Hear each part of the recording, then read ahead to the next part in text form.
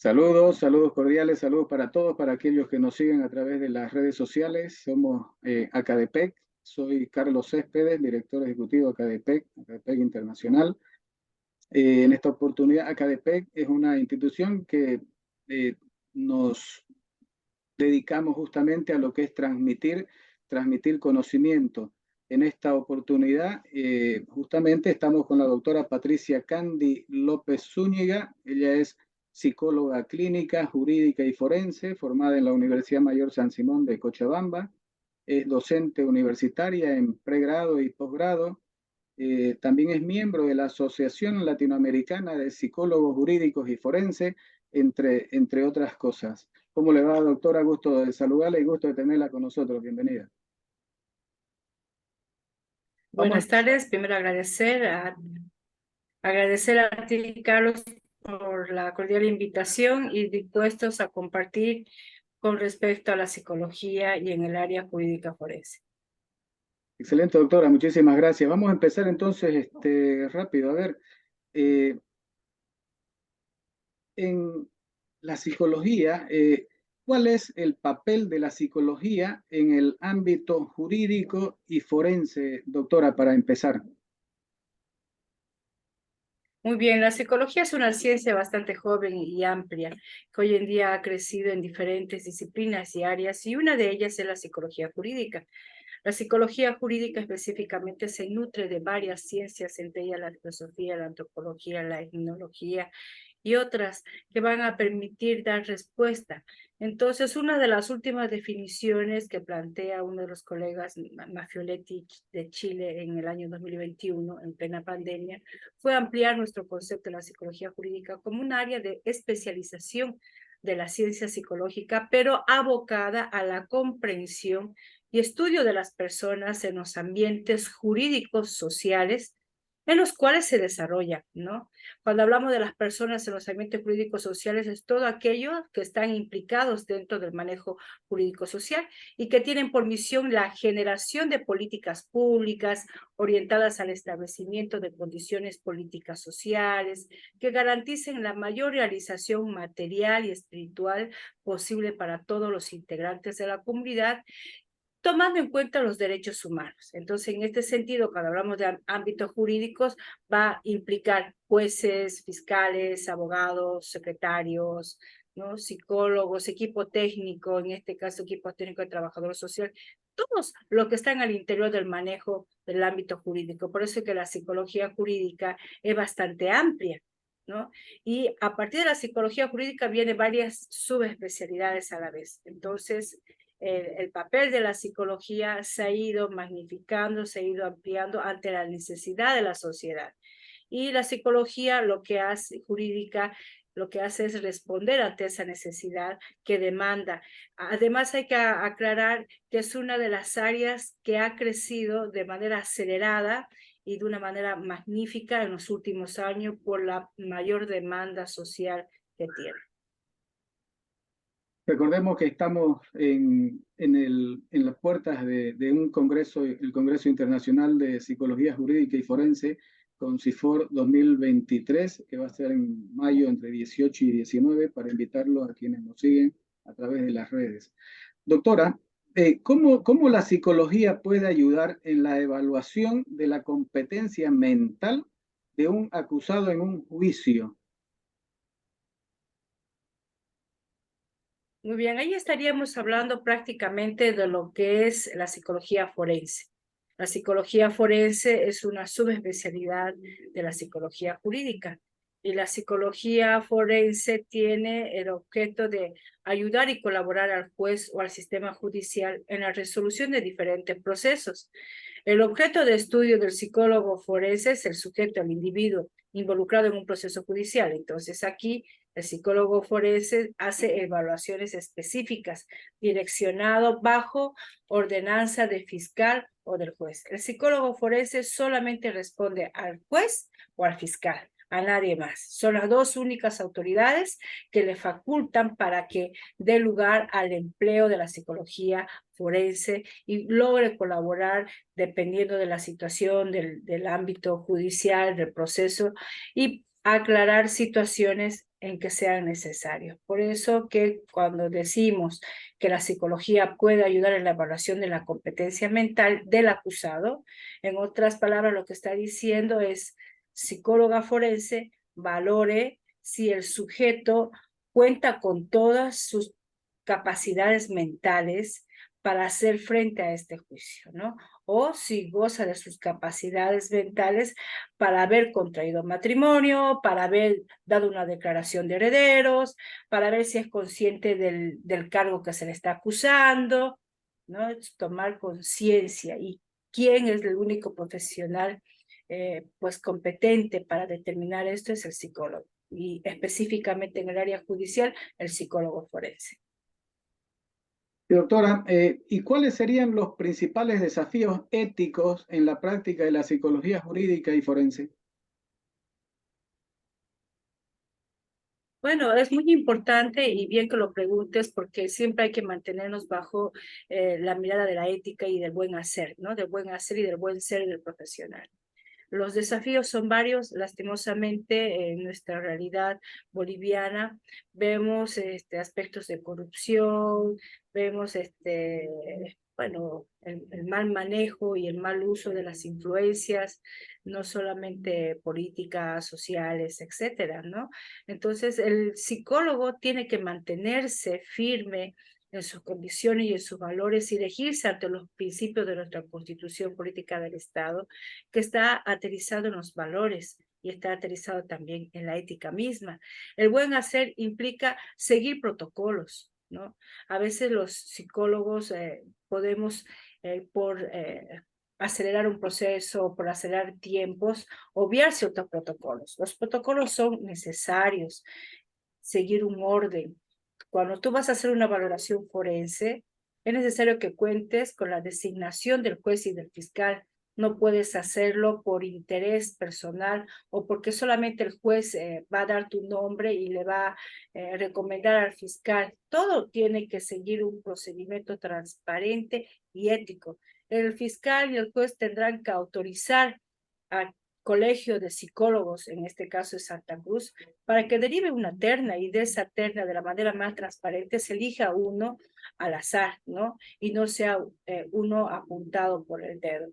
Otros aspectos también que corresponde a la ética es el cobro, ¿no? Manejar también la imparcialidad, no puede parcializarse, no puede, lastimosamente, por experiencia voy comentando, que a veces te van mencionando y diciendo, quiero que realice una pericia, un dictamen, una evaluación psicológica, usted dígame el costo, pero le encargo que esté a favor nuestro. Entonces, la mirada del psicólogo es servir a la ciencia y servir a la justicia, y por lo tanto tiene que mantenerse imparcial. El resultado que obtenga tendrá que dárselo solamente a la autoridad que lo haya solicitado. No puede dar este informe a otras personas, al juez o al fiscal. Ellos son los que te piden y a ellos tienes que entregar. Y el resultado también tiene que ser respaldado científicamente y tiene que mostrar esa transparencia en el buen manejo científico metodológico. Bien, doctora Patricia, ¿qué técnicas o métodos utiliza la psicología? Permítame un segundito. ¿Qué técnicas, le decía, perdón, qué técnicas o métodos utiliza la psicología para el análisis de testimonio de testigos en un juicio, por ejemplo?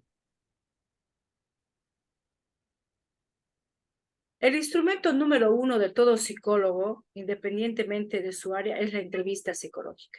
La entrevista psicológica en el ámbito forense, la más adecuada es, bueno, también la entrevista es una técnica, es la entrevista semi-dirigida o semi-estructurada o semi-abierta, ¿no?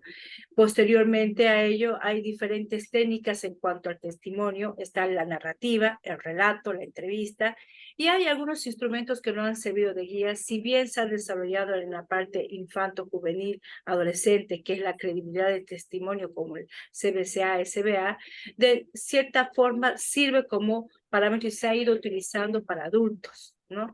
Estas técnicas, estos métodos, su objetivo es hacer estas cruce de la narrativa ante ciertas preguntas que se le va realizando a la persona entrevistada y de esa manera recolectando criterios que nos van a permitir dar a luz una alta credibilidad, una mediana credibilidad o una baja credibilidad.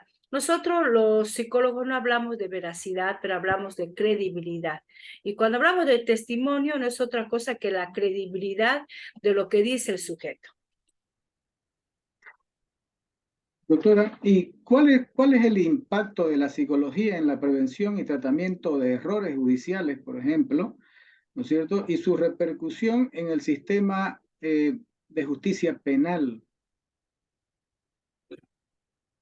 Bueno, cuando hablamos de justicia penal, hay que considerar que también está la justicia civil, la justicia familiar, ¿no? Son los diferentes foros que maneja el derecho.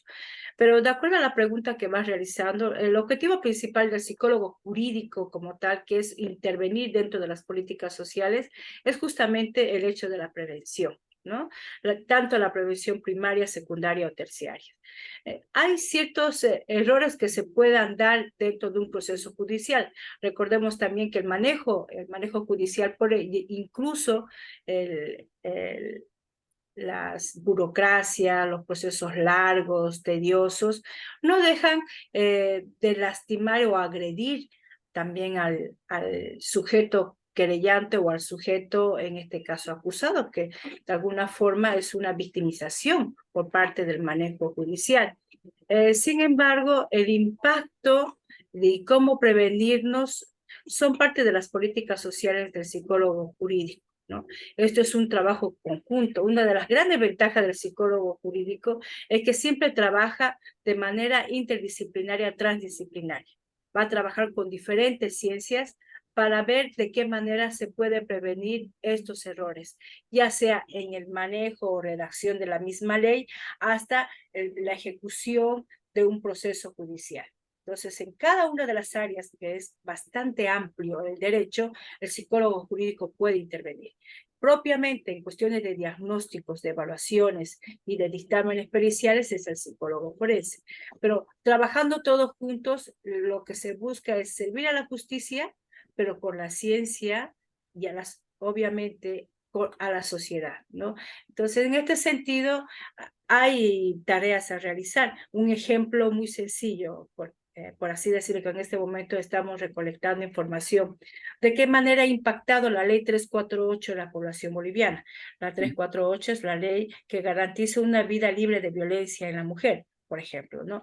El impacto de esta ley ha realizado y se va observando en la conducta de la sociedad. Pero si vamos nosotros directamente a los acusados o a las víctimas por violencia familiar o doméstica o a los acusados, también genera un impacto porque están dentro de un proceso, dentro de una denuncia de la ley 348. Este es un ejemplo de muchas otras leyes en las que uno tiene que atravesar en el ámbito penal y en las otras áreas. Entonces, lo que lleva y nos invita la psicología jurídica es cómo podemos asegurar de alivianar, de que no haya muchos errores, de que haya medidas preventivas para acelerar procesos, incluso el estudio de las penas, ¿no? De las sentencias, porque hay un puente que uno tiene que construir, como decía Graciela Gardiner, tenemos que construir puentes de relación entre las ciencias, en este caso entre el derecho y la psicología, porque hay situaciones que el derecho no puede responder, no puede dar lugar a que se comprenda determinada acusación o sentencia, pero también hay hechos donde la psicología no puede dar respuesta a aquello. Entonces, las ciencias dentro de cada disciplina tienen su proceder, tienen su actuar, pero llega un punto donde tiene un cierto límite porque implica ya la llegada de la otra ciencia.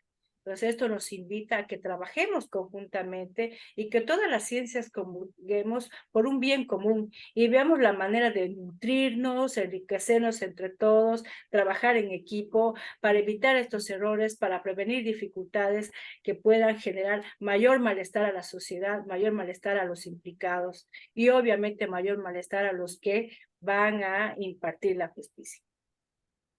Y a propósito del tema, doctora, ¿cuál es la importancia de la evaluación de riesgos de violencia en el ámbito de la psicología forense, doctora?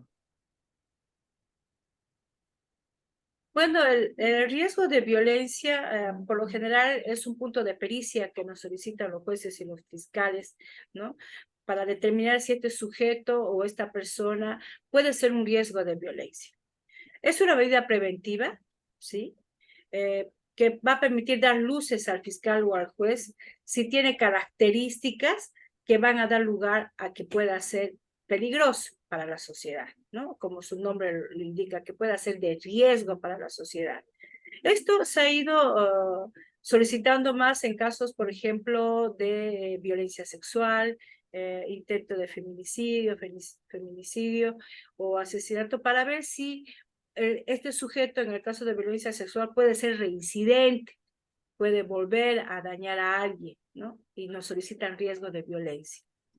El riesgo de violencia, bueno, está aterrizado no solamente por una personalidad característica del sujeto, sino por el manejo de impulsos, el control de la ira, entre otros factores. Doctora, tengo una pregunta que me llama la atención porque la verdad que primera vez que escucho de esto justamente. ¿Qué es la autopsia qué es la autopsia psicológica? ¿De qué trata esto, doctora? Muy bien, cuando hablamos nosotros de autopsia, la mayoría va dando lugar a lo que siempre se ha observado en medios televisivos, noticiosos, sobre aquellas personas que son expuestas por un médico, por ejemplo, cuando ha fallecido, ¿no? Hace una exploración en diferentes zonas, de acuerdo a su área de especialidad de la medicina, en el cerebro, el tórax, el abdomen, y ver la causa de la muerte, ¿sí? Dentro de la psicología también hay autopsia psicológica, pero la psicología trabaja con lo que no se ve, trabaja con lo que no es tangible, ¿no? Entonces, la recolección de datos van a permitir aclarar el porqué, el motivo del deceso de este sujeto. Cuando hay duda y no se sabe si ha sido una muerte por accidente, una muerte por suicidio, ¿no? O realmente ha sido un asesinato, cuando existe la duda, se interviene a través de la autopsia psicológica.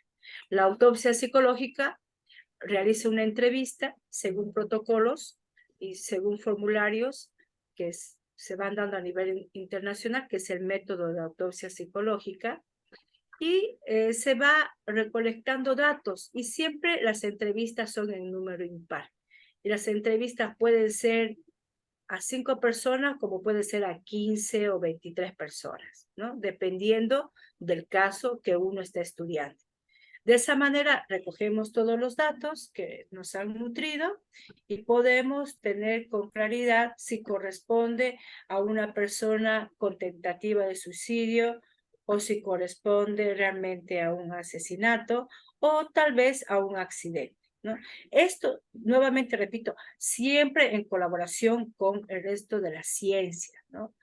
Con las personas implicadas, los profesionales implicados de las áreas afines a la psicología forense, a las ciencias afines a la ciencia criminológica, ciencias afines, todas ellas están al servicio de la justicia, están al servicio de aclarar un caso y bueno, ahí es el trabajo conjunto. O sea, muchas veces el psicólogo forense no puede estar en la escena del crimen, pero sin embargo le pueden proporcionar las fotografías, los videos, todas las recolecciones por parte de los otros peritos y de esa forma se sigue el estudio, se siguen las investigaciones, las entrevistas. Está fundamentada en las entrevistas con las personas más allegadas a la persona que haya fallecido. valdiendo la redundancia. En este sentido pueden ser familiares, compañeros de trabajo, vecinos, amigos, y todos que hayan estado o hayan sido conocedores del que haya fallecido. Recordemos, recordemos que estamos aquí hablando de psicología jurídica y forense. Estamos acompañados con la doctora Patricia Candy López Zúñiga. Doctora, ya para ir terminando y para cerrar también, ¿en qué consiste una pericial psicológica? Muy bien. Pericia significa ser experto en un área, ¿no? Puede ser un área artística, científica o técnica. Pericia es ser experto. Entonces, cuando hablamos de pericia psicológica, estamos diciendo que es un experto, un psicólogo experto en dicha área, ¿no? Así como es perito el auditor especialista, así como es experto el psicólogo educativo en su área, son expertos. La pericia significa experticia, experiencia, que tiene un buen manejo de aquella área. Y cuando nos solicitan una pericia psicológica es una valoración de diagnóstico a cargo del psicólogo forense que es experto en dicha área. Entonces, los jueces, los fiscales nos piden, por ejemplo, realizar un dictamen psicológico. El dictamen también es una forma de estudio, ¿no? ¿Y quién lo hace? El perito. ¿Quién es el perito? El experto. A eso se refiere pericia psicológica. Gracias, gracias, doctora Patricia. Estamos en puertas de inicio del Congreso Internacional de Psicología Jurídica y Forense. Quiero agradecer la presencia de usted, doctora. De verdad, muchísimas gracias a nombre de todos, a nombre de quienes nos siguen también a través de las redes sociales donde estamos presentes. Estamos en Facebook, en YouTube, en todas las redes. Nos pueden seguir a través de Acadepec y Acadepec Internacional. Si tiene algo más para concluir, doctora, agradeciéndole también a nombre de Acadepec, agradecerle su presencia y bueno, vamos a seguir conversando sobre este tema. La doctora nos va a acompañar, si Dios quiere, está invitada para participar con nosotros también en este importante congreso y ya lo vamos a estar conversando seguramente un poco más adelante. Muchísimas gracias, doctora. Adelante con su despedida, por favor. Bueno, muchas gracias, ingeniero Carlos, por la cordial invitación. La verdad es que es muy necesario dar conocimientos sobre las diferentes disciplinas.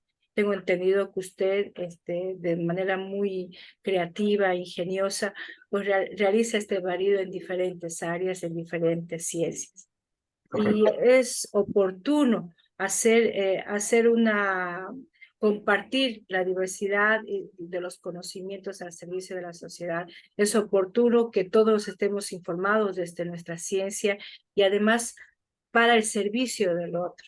Muchas veces estamos tan ocupados en nuestra área que perdemos de vista que sí podemos nutrirnos del otro, sí podemos aprender del otro. Estamos en un constante aprendizaje, nunca dejamos de aprender. Por más que uno sea experto en su área, siga aprendiendo porque la ciencia es dinámica, la ciencia no es estática, pero también la sociedad es dinámica y la sociedad al ser dinámica nos invita a que nosotros también prosigamos respondiendo a las demandas, a las necesidades de nuestra sociedad. Hoy en día nuestra sociedad vive una serie de angustias, conflictos, dificultades y estamos aquí todos juntos como ciencia para ver la manera de cómo responder ante aquello, ¿no? Bueno, hay tanto por decir sobre estas áreas de la psicología jurídica y la más demandada de todas las especialidades de la psicología jurídica es la psicología forense, porque tenemos dentro de la psicología jurídica está la psicología penitenciaria, la criminología, la victimología, la psicología militar, la psicología canónica, la psicología policial. Hay diferentes subespecialidades dentro de la psicología jurídica. Hoy en día hemos hablado de una de ellas, que es la que tiene mayor requerimiento, que es la psicología forense, ¿no? Entonces estamos pues gustosos en poder brindar y aportar en lo poco que sabemos, en lo que nos falta todavía, siempre nos va a faltar en responder a cada uno de nosotros. Yo agradezco la gentil invitación y con todo gusto poder pues participar y colaborar en lo que sea necesario. Agradecido, ingeniero Carlos Céspedes. Y obviamente a CADEPEG, que muy gentilmente me han invitado. Por favor, esta es la primera, no es la última. Con seguridad que vamos a continuar con otro ciclo de entrevistas, de conversación, de charla con ustedes, muy ilustrativo, la verdad. Acadepec se caracteriza justamente, como usted decía en sus palabras ya de despedida, transmitimos, nos gusta y la vocación nuestra es justamente transmitir conocimiento. Muchísimas gracias, doctora. Estaremos hasta una próxima oportunidad con seguridad, así que pues hasta siempre. Muchísimas gracias. Y gracias a quienes nos siguen también a través de las redes. Muchísimas gracias. Hasta luego. Gracias. Hasta luego. Hasta luego.